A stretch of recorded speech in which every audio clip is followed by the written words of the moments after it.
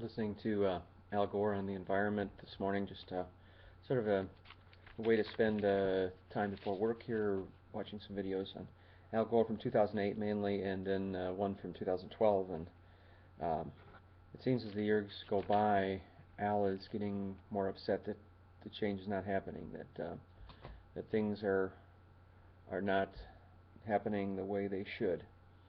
Um,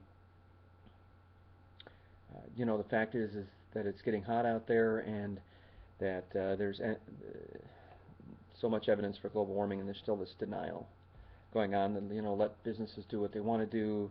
It's okay. We're not looking at solar energy. Um, you know, Al talks about solar energy. The amount of sun that falls on us in 40 minutes could power the entire Earth if we were able to harness it. There's similar analogies to wind power. So we have the capacity, but we're just not doing anything. And if I can play some audio here, it's a short clip from Al Gore just a couple months ago, where he's starting to get angry now about global warming.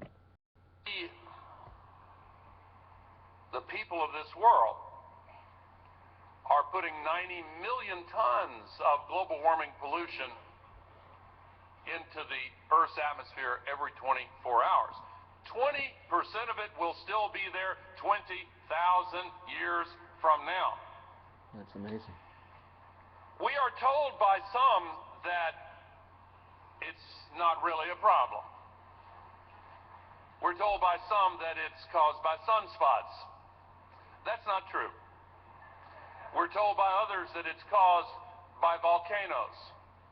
That's not true. We're told by some that it just doesn't exist, and that we should ignore the fact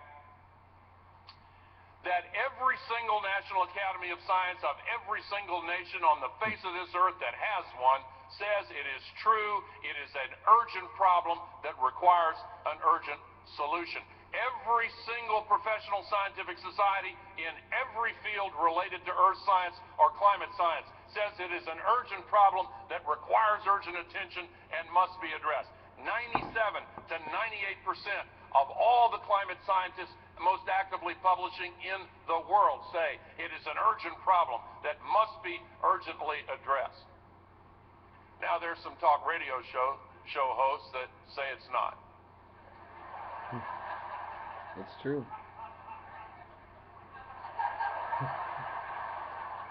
It's up to you. So I think he was pointing to one of the conservative talk show hosts there. So you can see the urgency. Some of the videos too that I was watching, the urgency of electronic cars and why the car industry isn't moving faster is because of special interests. Higher gas mileage cars are not appearing the way they should because of the gridlock caused by a dysfunctional political system based on special interests. A transition to renewable energy sources is slower. Al Gore I've had a lot of respect for many, many years. I remember even when my son, no doubt that he's a dyed-in-the-wool Democrat, because I started, when he was 4 years old, I read him portions from Al Gore's Earth in the Balance. So there we go. Democratic brainwashing right there. But no, I think you teach your kids to think for themselves. I think that's the main thing. Some things that Al Gore was talking about too was about the CO2 tax. Makes sense, and the global emissions CO2 have increased and will be with us for some time.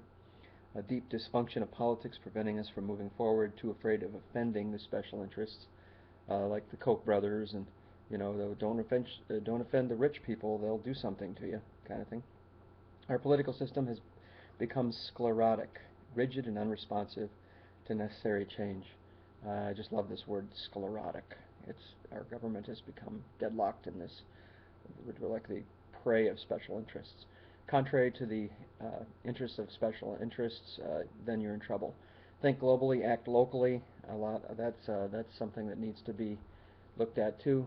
And then Gore closed out his 2008 speech by saying we have a planetary emergency. We need a hero generation. That the old Gandhi saying, think globally, act locally. We need to not be afraid to be political and to be, respond to this planetary emergency. So, it really is important that we become the hero generation.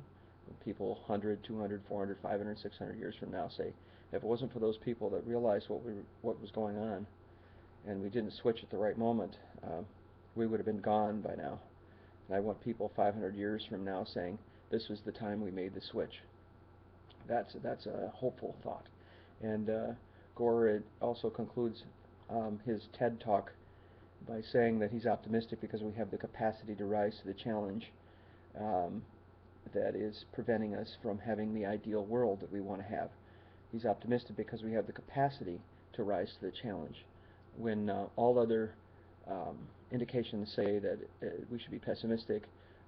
He's being optimistic. So, I think we should be following a guy like this and not just taking cheap shots at him that he's an ego man or something. So, there you go, Al Gore, definitely one of my heroes forever. Thank you, Al, for all you do.